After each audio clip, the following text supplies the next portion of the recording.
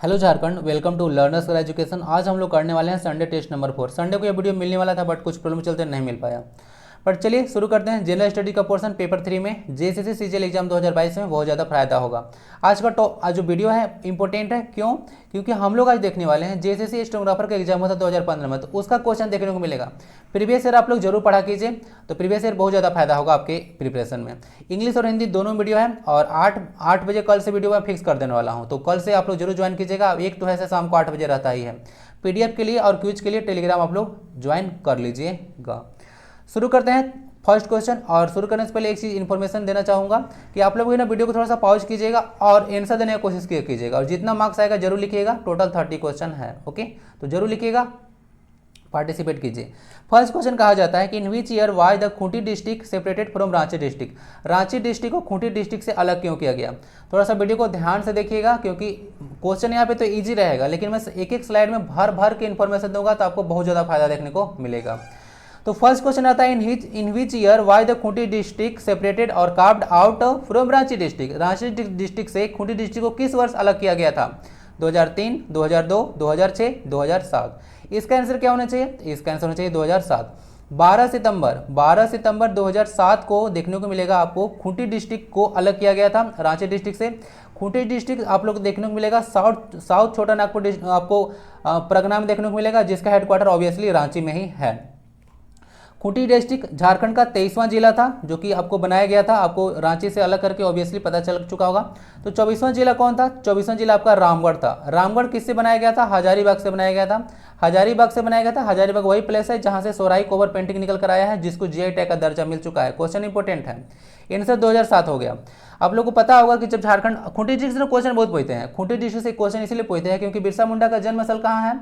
वहाँ है आपका उलियातू गाँव। उलियातू कहाँ पड़ता है? खूंटी पड़ता है, इसलिए क्वेश्चन यहाँ से बन के निकल के आता है। और बिहार राज्य पुनर्गठन अधिनियम था 2000 जो था, तो उसमें हम लोग लगभग बिहार का 45-46% जमीन लेकर, लगभग बोल रहा हूँ 45-46% जमीन लेकर जो है से अलग हुए थे। तो उस समय जो 15 नवंबर जो फॉर्म किए थे, तो वह बिरसा मुंडा जी का बर्थडे था, इसीलिए जो है से इंपॉर्टेंट बन जाता है। और खूंटी डिस्ट्रिक्ट, तो खूंटी डिस्ट्रिक्ट के बारे में सारा चीज़ कर लीजिएगा। कुछ और चीज़ें हैं जो मैं यहाँ पे डिस्कस नहीं करूँगा, क्योंकि खूंटी डिस्ट्रिक्ट से एक और क्वेश्चन निकल के आएगा। अब कुछ मैं चीज़ें मैं यहाँ से डिस्कस करना चाहूँगा। जब झारखंड अलग हुआ तो उस समय 18 जिले यहाँ पे थे, और 19वां जिला जो बनाया गया था वह लातेहार था, तो याद रख सकते हैं आप लोग, लातेहार 19वां जिला था। बाकी सारा चीज़ इंपॉर्टेंट चीज़ डिस्कस हो चुका है। एक आपको जीएस में इंपॉर्टेंट क्वेश्चन जो पूछते हैं आपसे बताना चाहूँगा। 28वां जिला झारखंड बना था। झारखंड जो था 28वां जिला था। उसके बाद 27वां झारखंड जो था 28वां स्टेट था। उसके बाद 27वां स्टेट देखने को मिलेगा आपको उत्तराखंड था ना, उत्तराखंड। और जो 26वां स्टेट जो बनाया गया था आपको भारत में, वह था आपका छत्तीसगढ़। तो इसको थोड़ा सा याद रख सकते हैं। छत्तीसगढ़ से मध्य प्रदेश से अलग किया गया था छत्तीसगढ़ को। उत्तराखंड को आप लोग को देखने को मिलेगा उत्तर प्रदेश से अलग किया गया था। और झारखंड को आपको पता होगा 40% जमीन लेकर हम लोग बिहार से अलग हुए थे। इसको थोड़ा सा याद रख सकते हैं। क्लियर? मूव करते हैं नेक्स्ट क्वेश्चन की ओर। Which of the following instrument is used to measure and record details of an earthquake? Earthquake का जो है से आप लोग को डिटेल को रिकॉर्ड करने के लिए या फिर मेजर करने के लिए किसका यूज करते हैं? सिस्मोग्राफ, वेरियोमीटर, सोनोग्राफ या फिर बैरोमीटर। सारा ऑप्शन को मैं डिस्कस कर दूंगा, क्योंकि ऑप्शन दिए हुए हैं तो पास्ट में हो सकता है, फ्यूचर में जो है से घुमा फिरा क्वेश्चन पूछ सकते हैं आपसे। इसका आंसर तो सबको पता होगा, सिस्मोग्राफ। तो सिस्मोग्राफ आंसर हो गया। सिस्मोग्राफ से आप लोग जो है से रिक्टर स्केल, जो जहाँ पर भूकंप की तीव्रता नापी जाती है, उसको आप लोग रिक्टर स्केल बोलते हैं। ठीक है, क्या बोलते हैं? उसको रिक्टर स्केल बोला जाता है। तो रिक्टर स्केल पर हम लोग तीव्रता नापते हैं, तो इसको थोड़ा सा याद रख सकते हैं। वेरियोमीटर क्या होता है? जैसे आप लोग देखें कोई प्लेन है, ऐसे लैंड कर रहा है, या कोई प्लेन टेक ऑफ कर रहा है, उड़ रहा है या फिर लैंड कर रहा है, तो वहाँ से उसका स्पीड क्या है, प्लेन का जो है उस समय स्पीड क्या है, क्या होना चाहिए, वो वेरियोमीटर के द्वारा ही नापा जाता है। सोनोग्राफ वगैरह देखिएगा कि मतलब कोई लेडी वगैरह प्रेग्नेंट वगैरह है, तो उसको पता करने के लिए होता है, क्योंकि जो उसका बेबी है उसका डेवलपमेंट किस तरह से हो रहा है, वहाँ पे सोनोग्राफी होता है, तो उसको थोड़ा सा याद रख सकते हैं। बैरोमीटर में क्या होता है? आपको एटमॉस्फेरिक प्रेशर को आप लोग को नापने के लिए यूज होता है। प्रेशर का एसआई यूनिट क्या होता है? प्रेशर का जो एसआई यूनिट देखने को मिलेगा आपको न्यूटन जो है से पर मीटर स्क्वायर है, न्यूटन पर मीटर स्क्वायर ना, तो इसको याद सकते हैं प्रेशर का। ठीक है, चलिए, तो न्यूटन पर मीटर स्क्वायर, इसे बार वगैरह भी नापते हैं हम लोग, ओके। और न्यूटन पर मीटर स्क्वायर को पास्कल भी आप लोग बोलते हैं ना, तो उसको याद रख सकते हैं। सोनोग्राफ से थोड़ा सा एक चीज़ इंपॉर्टेंट मैं बताना चाहूँगा, एक वर्ड। सोनोग्राफ से साउंड के बारे में सारा चीज़ होता है। साउंड हम लोग बॉडी के अंदर भेजते हैं, क्योंकि अंदर में तो देख नहीं सकते हैं, तो साउंड से हम लोग पता लगाते हैं। तो एक यंत्र होता है सोनार, और सोनार जो है होता क्या है कि आप लोग को पता है कोई चीज़ खोया हुआ चीज़ है समुद्र के अंदर देखने के लिए या पता करने के लिए गहराई कितना है, हम लोग सोनार यंत्र का यूज करते हैं। Sound navigation and ranging, sound navigation and ranging इसका फुल फॉर्म होता है।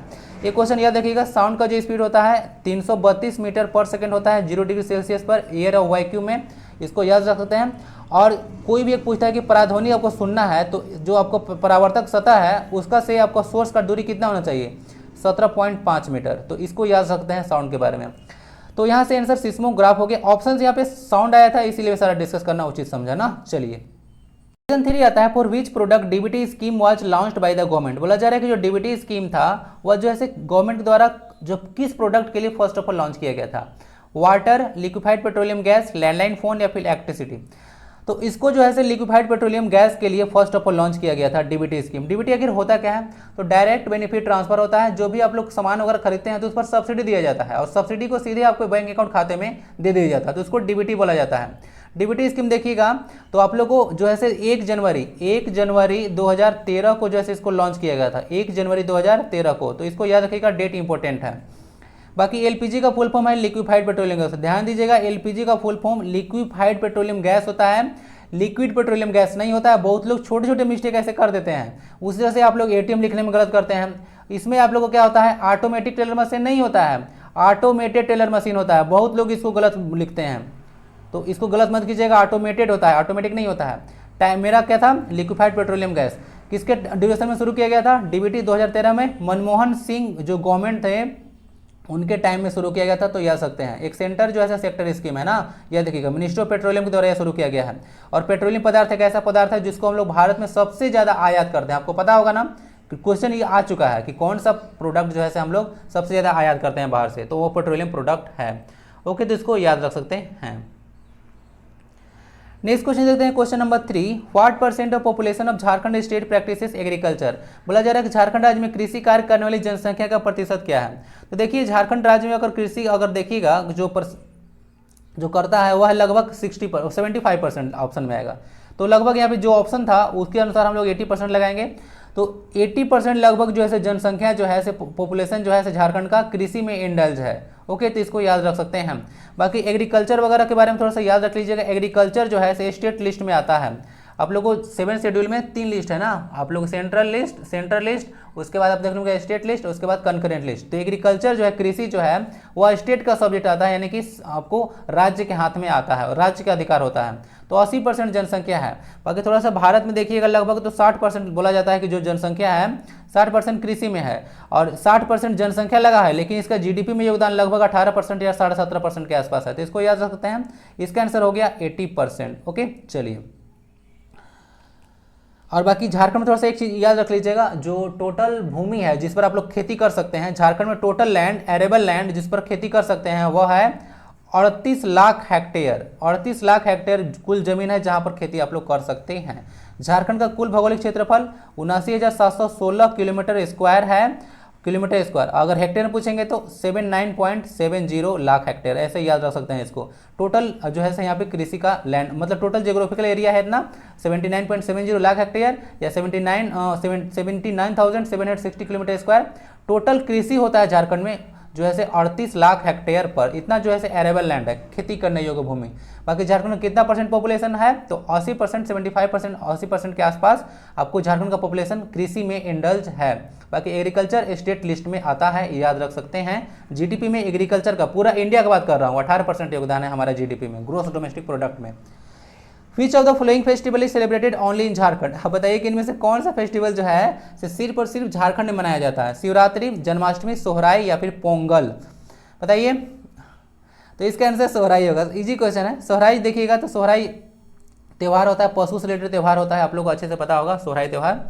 ओके, और यहाँ से सोहराई त्यौहार वगैरह देखिएगा जनरली ऐसे संथाल परगना वाला में परफॉर्म किया जाता है, वैसे सब जगह मनाया जाता है। संथाल परगना रीजन में ज़्यादा देखने को मिलता है सोहराई। और सोहराई को ओवर पेंटिंग तो बता चुका हूँ, जीआई टैग जो है इसको मिल चुका है। सोहराई त्यौहार भी है, पशु से रिलेटेड त्यौहार है ना, याद रख सकते हैं। सोहराई को ओवर पेंटिंग हजारीबाग से निकल कर आया है, याद रख सकते हैं। नेक्स्ट क्वेश्चन आता है the metal craft practised by Malhar and Tentri tribe of Jharkhand. बोला जा रहा है कि एक मेटल क्राफ्ट देखने को मिलेगा। मेटल क्राफ्ट क्या होता है, अभी डायग्राम लिया हूँ, टेंशन मत लिया कीजिए। मैं वीडियो थोड़ा सा लेट जरूर लाता हूँ, लेकिन मैं जो भी लाता हूँ जबरदस्त लाता हूँ। तो metal craft practised by Malhar and Tehri tribe of Jharkhand. तो मेटल क्राफ्ट आखिर होता क्या है, पहले दिखाता हूँ, उसके बाद आप लोग आइएगा क्वेश्चन पे कि जो है से कौन इसको बनाता है। तो देखिए मेटल क्राफ्ट इस तरह का होता है। देखोगे मेटल से कोई चीज़ वगैरह बनाया जाता है और उसके बाद उसको कलाकारी वगैरह करके उसको सुंदर बनाया जाता है और उसको फिर सेल किया जाता है। तो यही सारी चीज़ें हैं। यहाँ पे कुछ कुछ देख सकते हैं आप लोग, जो है से यहाँ पे मेटल क्राफ्ट देखने को मिलेगा। तो यही एक तरह का मेटल क्राफ्ट के बारे में बात की जा रही है, आप समझ में आ चुका होगा। तो वह जो है से मल्हार और तेंतरी ट्राइब है। क्वेश्चन पूछे कि झारखंड में मेटल क्राफ्ट किसके द्वारा प्रस्तुत किया जाता है, मल्हार के द्वारा या तेंतरी के द्वारा, तो दोनों के द्वारा। तो इसको मैं याद रख सकते हैं, ऐसे भी क्वेश्चन घुमा फिरा के पूछा जा सकता है, तो हर तरह से तैयार रहिए। तो किसके द्वारा किया जाता है, मतलब उसको क्या बोलते हैं, आर्टिसन बोलते हैं, डोकरा बोलते हैं, चिकनकारी बोलते हैं, या फिर अजू लेजो बोलते हैं। तो देखिएगा जो यहाँ से इसका आंसर होगा डोकरा होगा। क्या होगा, उसको जो बोला जाता है मेटल क्राफ्ट को, उसका नाम है डोकरा। चिकनकारी वगैरह देखिएगा तो आप लोग मुगल काल में आया था ना चिकनकारी पेंटिंग वगैरह, तो इसको ये देखिएगा ये भी फेमस वगैरह है। तो आंसर क्या हो गया आपका, झारखंड प्रदेश में डोकरा इंपॉर्टेंट है। पूरा न तो मतलब झारखंडी में नहीं, अलग अलग एग्जाम में इसको पूछा जाता है मेटल क्राफ्ट झारखंड का, मल्हार और तेंतरी ट्राइब का। आंसर डोकरा हो गया, याद रखिएगा, सुपर इंपॉर्टेंट क्वेश्चन है आपके लिए। आप लोग देख लीजिए क्या होता है यहाँ पे डोकरा वगैरह के बना के जो मेटल क्राफ्ट होता है। Which of the following act lead to the division of India into two independent entities as India and Pakistan? बोला जा रहा है कि कौन सा एक्ट था जिसके तहत आप लोग देखने को मिलेगा कि भारत जो है से इंडिया और पाकिस्तान में दो भाग में बट गया था। Indian independence act, Mountbatten plan, Wavell plan, या फिर the government of India act, कौन होना चाहिए। तो देखिए आप लोग को देखने को मिलेगा वह जो था आपको इंडियन इंडिपेंडेंस एक्ट था ना, इंडियन इंडिपेंडेंस एक्ट था आप लोगों को 1947 का देखने को मिलेगा। तो उसमें भारत और पाकिस्तान दो स्वतंत्र राष्ट्र बने थे। ओके, तो इसको आप लोग याद रख सकते हैं। तो इंडियन इंडिपेंडेंस एक्ट था 1947 का। ओके, तो इसको याद रख सकते हैं। माउंटबेटन योजना आपको 1947 का था। माउंटबेटन प्लान जो है से आप लोगों को 1947 का था। और माउंटबेटन प्लान में आप लोगों को क्या बोला गया था कि आप लोग को देखो कि बहुत सारा प्रिंसली स्टेट थे, तो बहुत सारा प्रिंसली स्टेट थे, उनको बोला गया था कि आप लोग कॉन्स्टिट्यूएंट असेंबली से ज्वाइन करना चाहते हैं या नहीं करना चाहते हैं। तो उसके लिए जो है माउंटबेटन प्लान था। वेवेल प्लान वगैरह सब तो बता चुका हूँ लास्ट वीडियो में वगैरह, जाकर देखिए बहुत सारा डिटेल में डिस्कस किया था। तो 1947 में माउंटबेटन प्लान आया था, तो इसको याद सकते हैं। और प्रिंसली स्टेट्स, और टोटल आप लोगों को पता है संविधान सभा जो बना था उसमें टोटल 389 मेंबर थे, तो इसको याद रख सकते हैं। क्या था, इंडियन इंडिपेंडेंस एक्ट। और थोड़ा सा पाकिस्तान के बारे में थोड़ा सा चर्चा कर लें तो पाकिस्तान के फर्स्ट पीएम बने थे लियाकत अली। पाकिस्तान के फर्स्ट पीएम बने थे लियाकत अली, और जो प्रेसिडेंट बने थे आप लोग को देखने को मिला मोहम्मद अली जिन्ना, जिनको वहाँ पे पाकिस्तान का राष्ट्रपिता भी कहा जाता है। टू नेशन थ्योरी उन्हीं के द्वारा जो है से प्रतिपादित किया गया था, दिया गया था। तो इंडियन इंडिपेंडेंस एक्ट 1947 था। नेक्स्ट क्वेश्चन आता है question number 8। Who among the following is the first women governor of Jharkhand who came into power as on June 2015 यानी कि 2015। तो बताया जाए कौन सी पहली महिला गवर्नर थी। तो पहली महिला गवर्नर कौन थी, द्रौपदी मुर्मू जी, उर्मिला सिंह, कमल बेनीवाल, या फिर प्रभा राव। क्या आंसर होना चाहिए, सबको पता है, सबको जानते हैं। द्रौपदी मुर्मू जी वो फर्स्ट जो है से फीमेल गवर्नर देखने को मिलेंगी। गवर्नर का अपॉइंटमेंट जो है से प्रेसिडेंट के द्वारा किया जाता है आर्टिकल 155 के तहत। इसको बहुत ज़्यादा इंपॉर्टेंट है। आर्टिकल 155 के तहत गवर्नर जो है से अपॉइंट किए जाते हैं प्रेसिडेंट के द्वारा, तो याद सकते हैं। द्रौपदी मुर्मू देखिएगा तो ओवरऑल जो है से 8वें गवर्नर थे। 8वें गवर्नर थे, फर्स्ट में प्रभात कुमार जी थे, तो 8वीं गवर्नर थे, याद रख सकते हैं। और किसके टाइम में बनी होगी, तो सिंपल सी बात है 2014 में जो ऐसे आप लोगों को रघुवर दास की सरकार थी, तो रघुवर दास के टाइम में बने थे। तो ऐसे ही घुमा फिरा के क्वेश्चन पूछे जाए तो याद रखिएगा। तो रघुवर दास झारखंड के पहले ऐसे सीएम थे जो कि फुल टर्म कंप्लीट किए थे, और गैर आदिवासी जो है से सीएम भी झारखंड के पहले थे, तो ऐसे याद रख सकते हैं इनको। तो द्रौपदी मुर्मू आंसर हो गया। वर्तमान में अभी देखने को मिलेगा 9वें गवर्नर। हम जब भी बताता हूँ तो थोड़ा सा इनका ना मतलब किस नंबर के गवर्नर थोड़ा सा ऐसे भी पढ़ा कीजिए, क्वेश्चन कभी कभी ऐसे आ जाते हैं। तो 9वें नंबर के गवर्नर देखने को मिलेंगे रमेश बैस ना, तो इसको याद रख सकते हैं। द्रौपदी मुर्मू आंसर हो गया, बाकी सारी चीज आप लोग देख लीजिए। क्वेश्चन 9 देखते हैं। In which of the following waterfalls of Jharkhand Gautam Buddha is believe to have bathed. बोला जा रहा है कि झारखंड का कौन सा ऐसा जलप्रपात है जिनके बारे में यह मान्यता है कि उसमें गौतम बुद्ध ने स्नान किया था। दसम वाटरफॉल, जोन्हा वाटरफॉल, हुंटरू वाटरफॉल, या हिरनी वाटरफॉल। सबका डिटेल में डिस्कस करूंगा, थोड़ा सा ध्यान सुनिएगा। देखिए वो है जोन्हा वाटरफॉल। आंसर क्या होना चाहिए, जोन्हा वाटरफॉल। इसको आप लोग गौतम धारा के नाम से जानते हैं। जोन्हा वाटरफॉल को आप लोग गौतम धारा के नाम से भी जानते हैं। तो इंपॉर्टेंट क्वेश्चन यहाँ से बनता है। अगर थोड़ा सा देखिएगा जोन्हा, दसम और हुंड्रू तीनों के तीनों आप लोग को रांची डिस्ट्रिक्ट में देखने को मिलेगा। तीनों वाटरफॉल किस किस रिवर पे बताता हूँ आप लोग को। जो दसम फॉल देखने को मिलेगा, जो दसम मिलता है आपको रांची में कांची नदी पर देखने को मिलेगा। उसके बाद जो गौतम धारा आप लोग नाम सुने हैं, जिनमें जो कि आंसर है आपका, जिनमें गौतम बुद्ध स्नान किए थे, वो आपका जोना फॉल देखने को मिलेगा रारू नदी पर। क्या रारू नदी पर देखने को मिलेगा। हुंड्रू आपको देखने को मिलेगा सोन रेखा रिवर पर। और जो हिरनी जलप्रपात है, हिरनी आपको वेस्ट बंगाल में वेस्ट सिबू में देखने को मिलेगा। और ये जो है आपको रामग्रहा रिवर है ना, रामग्रहा रिवर है, तो रामग्रहा रिवर पर आप लोग देखने को मिलेगा वेस्ट सिंहभूम डिस्ट्रिक्ट में हिरनी जलप्रपात, तो याद रख सकते हैं। फिर से बताता हूँ, दसम वाटरफॉल जो है देखने को मिलेगा, दसम, जोन्हा और हुंड्रू तीनों के तीनों रांची डिस्ट्रिक्ट देखने को मिलेगा। हिरनी जलप्रपात जो है आपको वेस्ट सिंहभूम डिस्ट्रिक्ट में मिलेगा रामग्रह पर। दसम वाटरफॉल देखने को मिलेगा आप कांची रिवर पे। जोन्हा वाटरफॉल जो कि आप लोग को गौतम धारा के नाम से फेमस है, वह रारू नदी पर। और जो हुंड्रू जलप्रपात है स्वर्ण रेखा रिवर पर।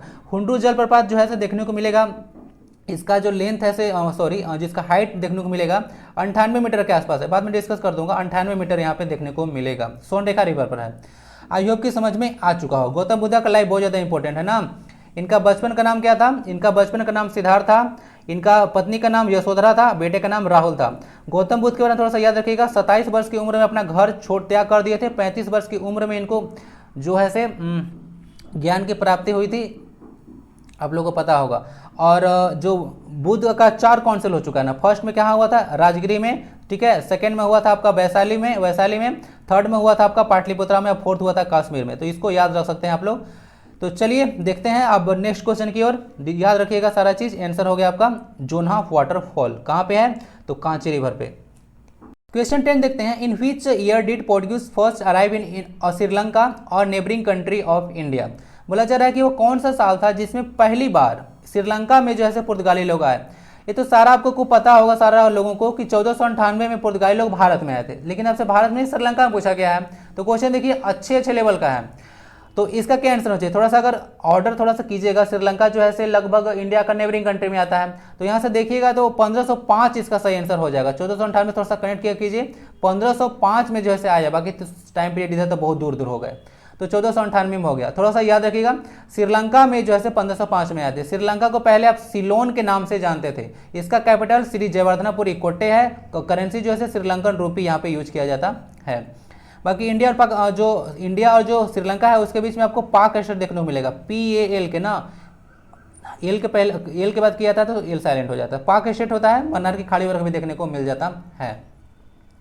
ओके, थोड़ा सा इसको याद रखते हैं। बाकी थोड़ा सा मैं इंडिया के पर्सपेक्टिव में यहाँ पे चर्चा करना चाहूँगा। जब जो यूरोपियन पावर जब इंडिया में आए थे पहली बार 1498 में केरला में कालीकट में यहाँ पे आए थे पुर्तगाली लोग। वास्को डिगामा नाम था, वास्को डिगामा नाम था। और वास्को डिगामा का स्वागत कौन किया था, वह किया था आपका अल्बुकर्क किया था। और जो वास्को डिगामा को देखने को मिलेगा, जो पोर्टुगीज थे उनको जो है कंपनी स्थापित किए, तो उनका जो गवर्नर जनरल पहला कौन जैसे अपॉइंट किया गया था, तो गवर्नर जनरल पहला था, उसका नाम था फ्रांसिस डी अल्मोड़ा। तो फ्रांसिस डी अल्मोड़ा जो है पुर्तगालियों का पहला गवर्नर था यहाँ पे। ओके, तो इसको थोड़ा सा याद रखिएगा। आंसर क्या हो गया, आंसर हो गया 1505। और कुछ सफिशिएंट है।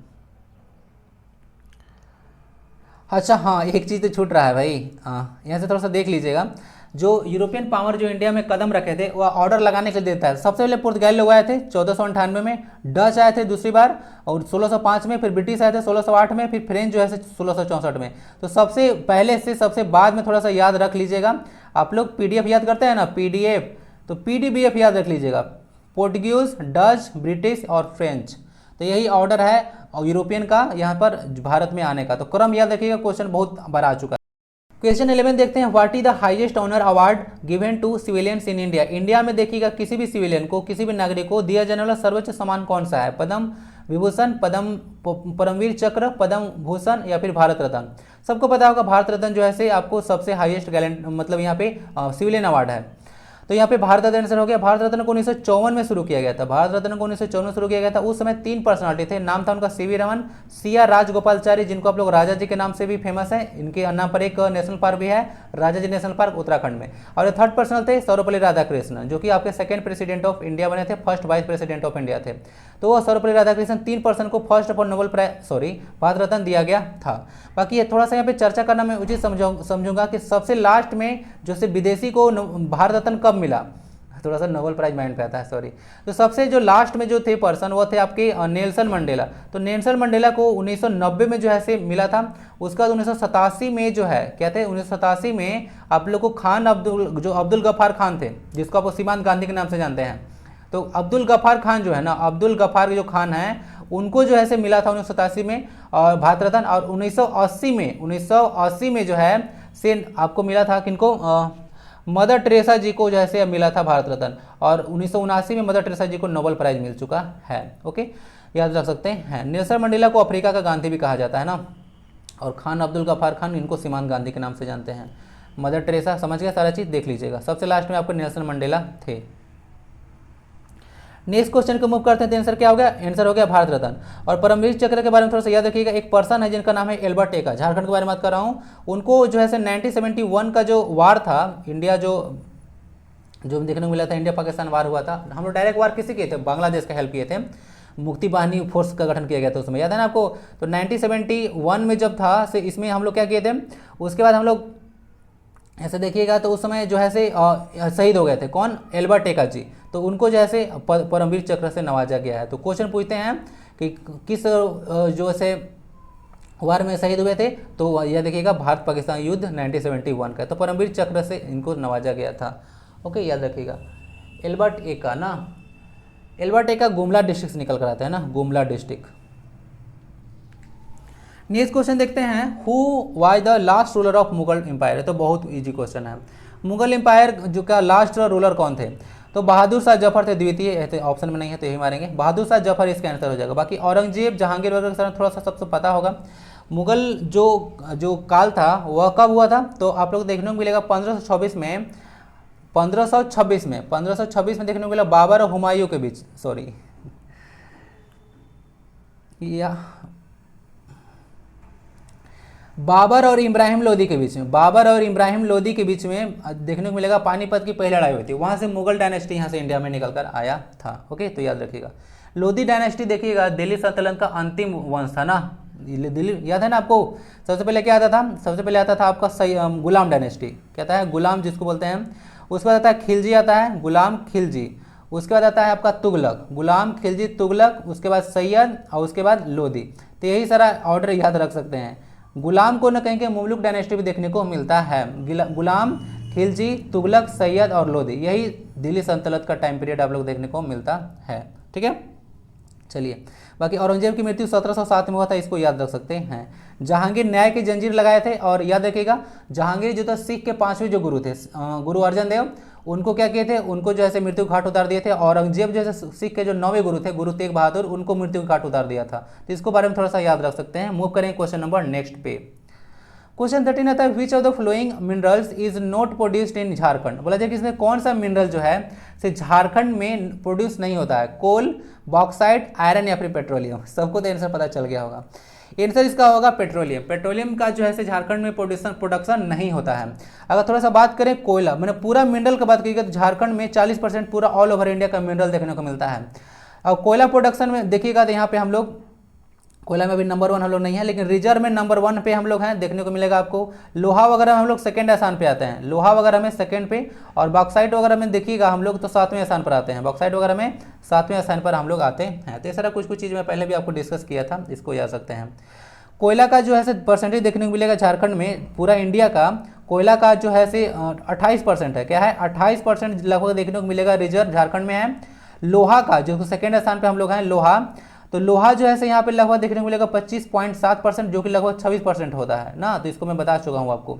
और बॉक्साइट में 7वां स्थान पे आते हैं। कॉपर वगैरह में, कॉपर वगैरह जो घाटशिला फेमस होगा वेस्ट सिंहभूम डिस्ट्रिक्ट में, सॉरी ईस्ट सिंहभूम डिस्ट्रिक्ट में घाटशिला जो है, तो क्या हो गया, वो जो है लगभग हम लोग 18% हम लोग का कॉपर है ना, 18% झारखंड में कॉपर का रिजर्व है। तो इसको याद रख सकते हैं। आंसर हो गया पेट्रोलियम। बाकी कोकिंग, प्राइम कोकिंग कोल वगैरह होता है, उसका झारखंड एकमात्र उत्पादक है। तो इसको याद रख सकते हैं। आंसर क्या हो गया, पेट्रोलियम। पेट्रोलियम झारखंड में नहीं होता है। Which of the following festival is celebrated in March April and also known as the Festival of Flowers?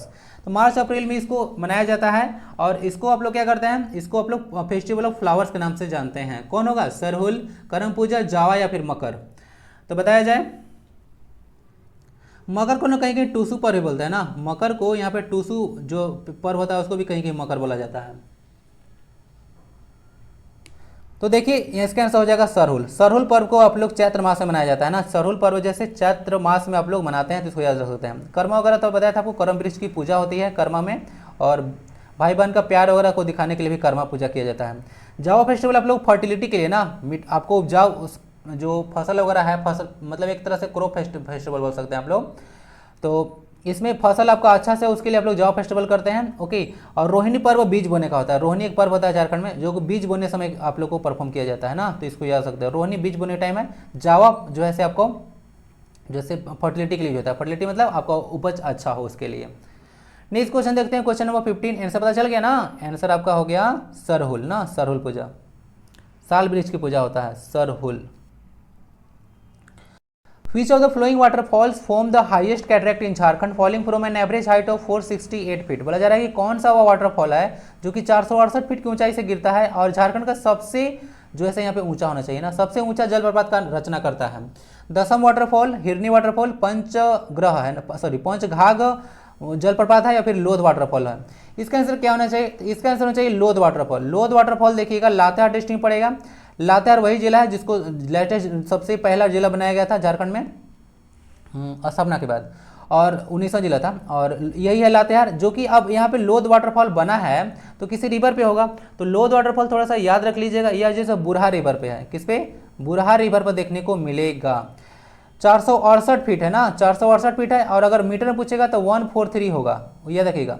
और उसके बाद 98 मीटर किसका था? 98 मीटर था आपका जो रांची में वाटरफॉल था आपको हुंड्रू ना, तो उसका लेंथ है उतना, तो उसको याद सकते हैं आप लोग। 143 इसका है।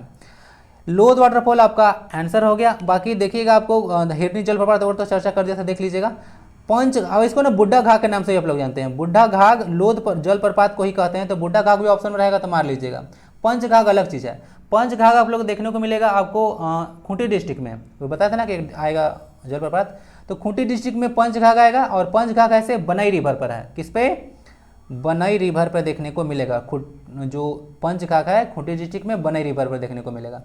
तो सारा चीज़ डिस्कस कर चुका हूँ। हिरनी वाटरफॉल देख लिया हूँ, याद करने की कोशिश कीजिए किस पे था। क्वेश्चन 16 मूव करते हैं। Question, which of the following is the national animal of Bhutan? अब बताइए भूटान का नेशनल एनिमल पूछ दिया आपसे। अपने क्या नेशनल एनिमल से झारखंड मतलब इंडिया का नेशनल एनिमल से क्या प्रॉब्लम था? तो देखिए जो यहाँ से नेशनल एनिमल भूटान का क्या देखने को मिलेगा? तकिन, फेनेको फॉक्स, या फिर कराबा घोड़ा, या फिर बाइसोन। बाइसोन या बीजोन भी हिंदी में बोलते हैं इसको। क्या होना चाहिए? इसको पहचानते हैं आप लोग? पहचानते हैं इसको? नहीं पहचानेगा तो बुरा मान जाएगा बेचारा, बोले कह रहे यार कैसे, मतलब पहचान भी नहीं रहे, इतना पड़ोसी में रहते हैं आपके आसपास।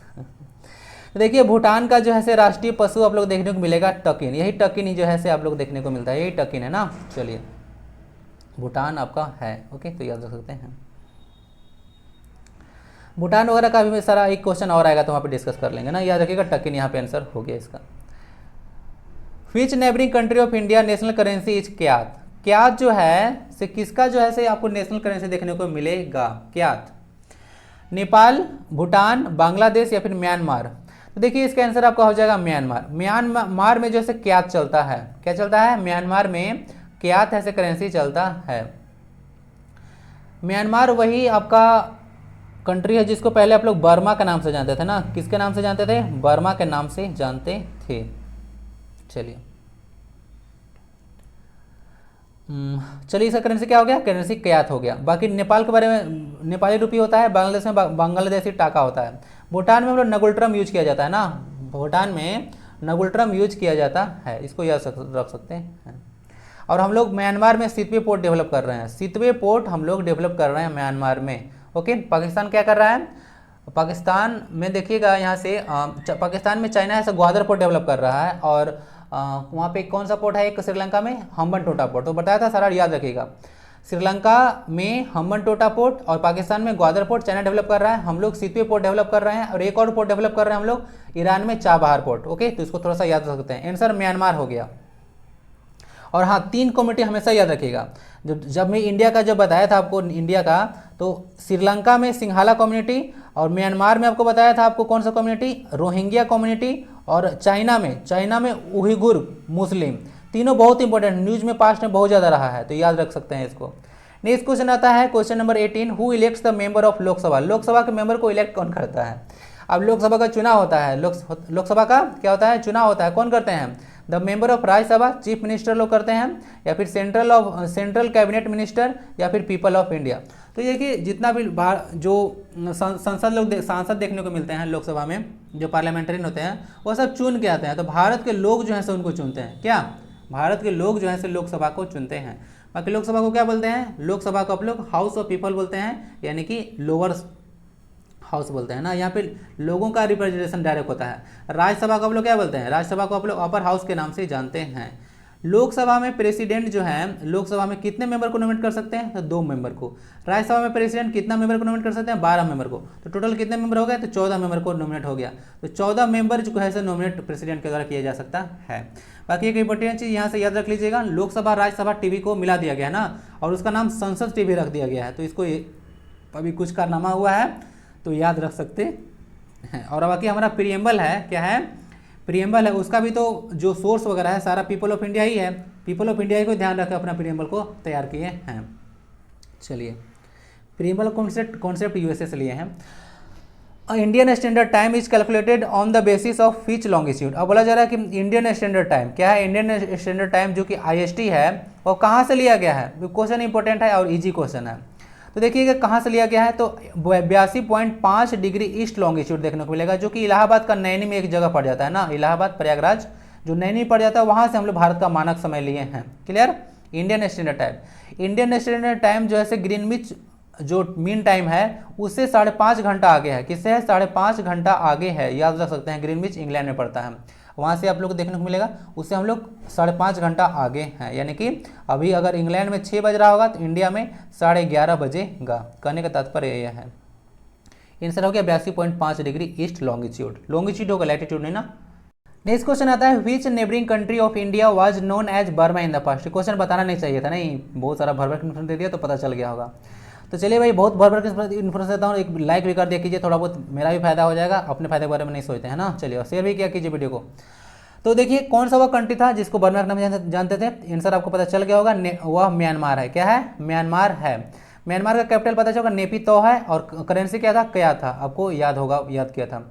तो जो करेंट पुराना जो एक प्लेस जो रंगून देखने को मिलता था ना, जिसको आप लोग को पता होगा, मुगल बादशाह वगैरह को भेज दिया गया था वहाँ पे, बहादुर शाह जफर को, तो वहाँ पे म्यांमार में भेजा गया था रंगून। ओके, तो याद रखिएगा इसको, रंगून उसी को बोलते थे, समझ गए। तो यहाँ से क्या हो गया, नेपिताओ इसका कैपिटल हो गया, करेंसी क्या यूज करता है, प्लेस म्यांमार है, बर्मा इसका पुराना नाम था, श्रीलंका को पुराना नाम सिलोन था ना, याद रख सकते हैं। चलिए, नेपाल विश्व में जो है से एकमात्र ऐसा देश है जो कभी गुलाम नहीं बना है। भारत एक देश है जो कभी किसी गुलाम किया नहीं है, नेपाल। नेपाल अभी क्वेश्चन आने वाला है, नेपाल को थोड़ा सा याद रख लीजिएगा। नेपाल में ना 2015 में भूकंप आया था। क्या आया था, नेपाल में 2015 में भूकंप आया था। क्वेश्चन हमको लगता है आने वाला है, सर डिस्कस करना उचित नहीं है। नेक्स्ट क्वेश्चन देखेंगे, म्यांमार हो गया आंसर आपका। In which year did Bangladesh come into existence. Bangladesh जो है ऐसे कब जैसे एग्जिस्टेंस में आया, तो इनमें से किस वर्ष बांग्लादेश अस्तित्व में आया, 1965, 1971, 1909 या फिर 1980। तो बांग्लादेश कब आया, तो बांग्लादेश आप लोग को देखने को मिलेगा 1971 में आया था ना। बांग्लादेश याद है ना कि भूल चुके हैं। 26 जुलाई को बांग्लादेश अस्तित्व में आया था। एक इंपॉर्टेंट और इंटरेस्टिंग क्वेश्चन बताते हैं कि बांग्लादेश जब अस्तित्व में आया 26 जुलाई 1971 में, तो उसको आइडेंटिफाई करने वाला कि बांग्लादेश को एक राष्ट्र बन चुका है। पहला देश भूटान था, जिसे बोलते हैं कि बांग्लादेश स्वतंत्र हो गया, तो सबसे पहले आइडेंटिफाई भूटान किया था। इंडिया सेकंड स्थान पे था। ये इंपॉर्टेंट क्वेश्चन यहाँ से बनता है। तो भूटान फर्स्ट कंट्री था आइडेंटिफाई करने वाला। बाकी 26 जुलाई को याद रखिएगा, डेट यही है बांग्लादेश का, यहाँ से उस दिन वहाँ से अस्तित्व में आया था।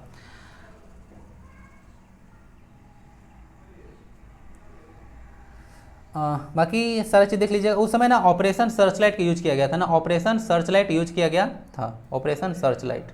चलिए, नेक्स्ट क्वेश्चन 22 मूव करते हैं। Who got the Nobel prize for peace in 2014। 2014 में नोबेल पीस प्राइज किन्हें दिया गया था। लिखा है शिर्लिन इकबाल, या फिर जोडी विलियम्स, नेल्सन मंडेला, या फिर मलाला यूसुफजई। किस वर्ष दिया, मतलब 2014 में जो है से नोबेल प्राइज किसको दिया गया था, तो मलाला यूसुफजई को दिया गया था। याद रखिएगा, पाकिस्तान की जो है पर्सनालिटी है, इनका बुक भी है I am Malala, I am Malala. तो आई एम मलाला इनका बुक भी है।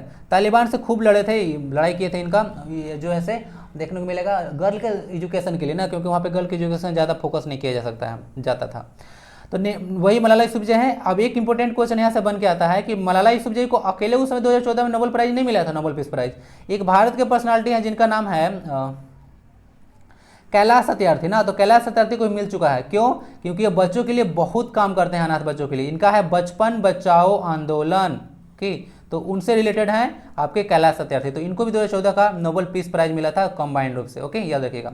नोबेल प्राइज सबसे जो है से 6 क्षेत्र में शुरू किया गया था, ठीक है, 1901 से शुरू किया गया था। 6 क्षेत्रों में दिया जाता है। शुरू में 5 था, लेकिन लास्ट में सबसे 1968 में नोबेल प्राइज शुरू किया गया था इकोनॉमिक्स के लिए, सबसे लास्ट था। आंसर मलाला यूसुफजई हो गया। क्वेश्चन 23 देखते हैं, which among the following cities is named as 1000 gardens. इनमें से कौन सा जो है से शहर जो है से इसको 1000 गार्डन के नाम से आप लोग जानते हैं? गुमला, लातेहार, गोड्डा डिस्ट्रिक्ट या फिर हजारीबाग? किसको आप लोग 1000 जो है से गार्डन के नाम से जानते हैं? आंसर आपका हजारीबाग होगा। तो इसका उपनाम है, याद रखिएगा, हजारीबाग देखने को मिलता है, हजारीबाग। क्लियर? वहीं पे सोराई को पॉइंट निकल के आया है, तो याद रखिएगा, बहुत इंपॉर्टेंट है हजारीबाग। हजारीबाग डिस्ट्रिक्ट को कब फॉर्म किया गया था, बता सकते हैं आप लोग? हजारीबाग डिस्ट्रिक्ट को कब फॉर्म किया गया था, किससे फॉर्म किया गया था, बताइए जरा।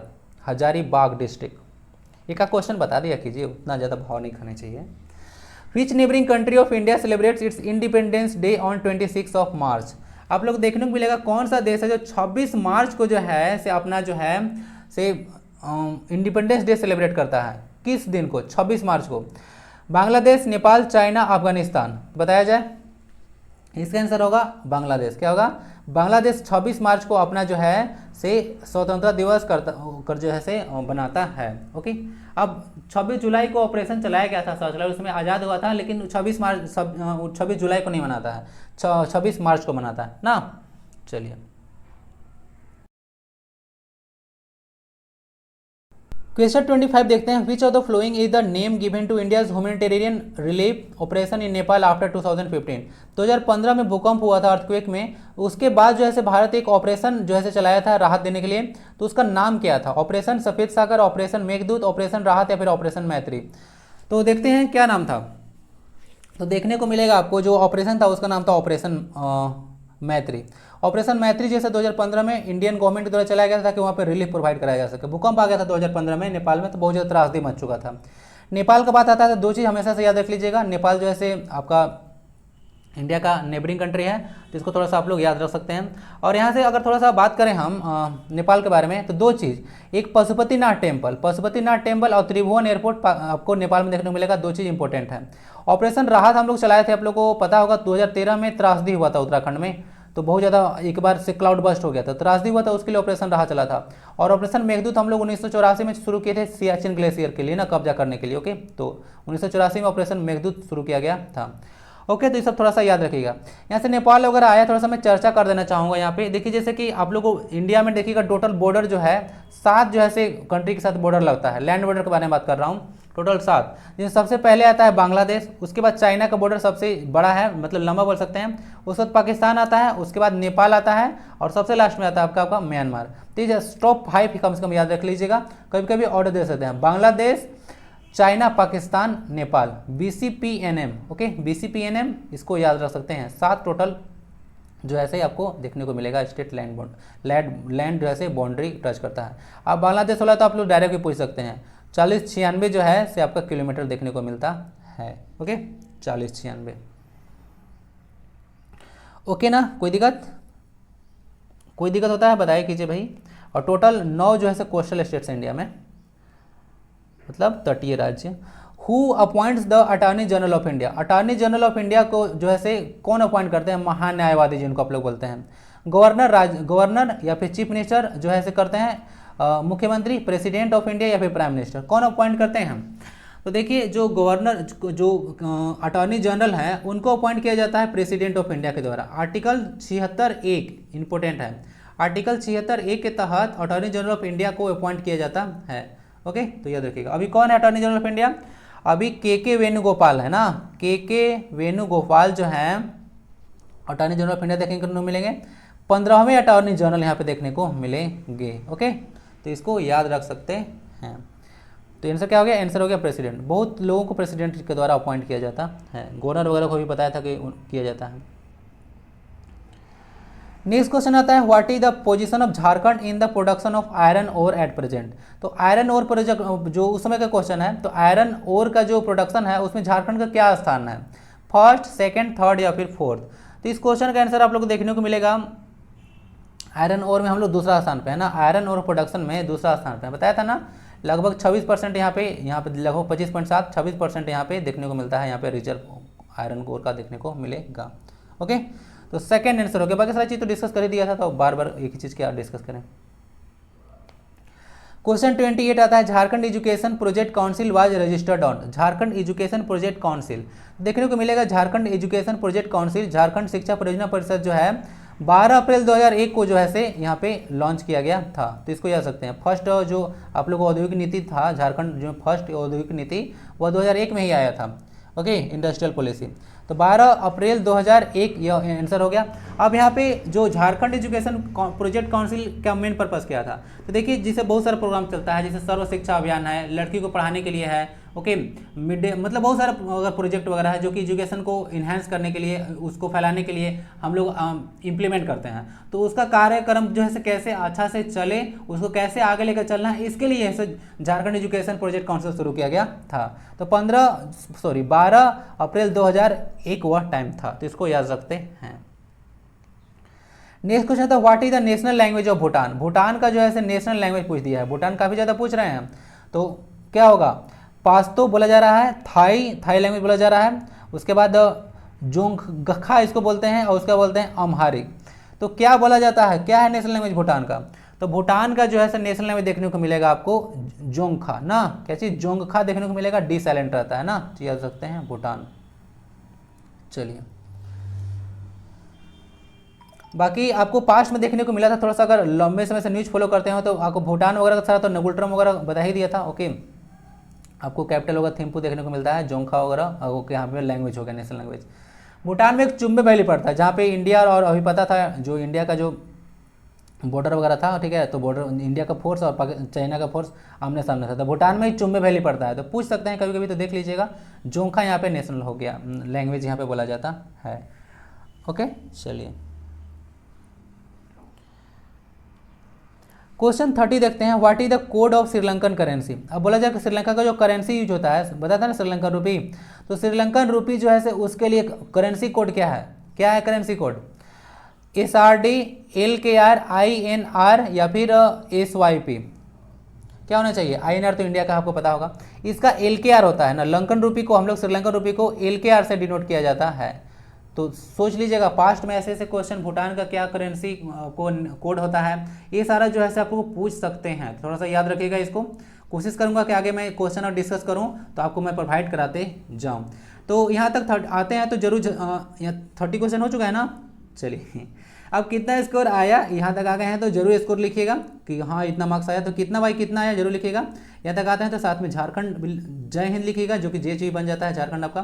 तो स्वस्थ रहें, मस्त रहें, पढ़ाई में व्यस्त रहें। कल से 8 बजे श्योर वीडियो मिलने वाला है, एक सुबह में और शाम में, और शाम में आज झारखंड वीडियो जरूर ज्वाइन कीजिएगा। तो चलिए, स्वस्थ रहें, मस्त रहें, पढ़ाई में व्यस्त रहें, मिलते हैं नेक्स्ट वीडियो में। वंदे भारत।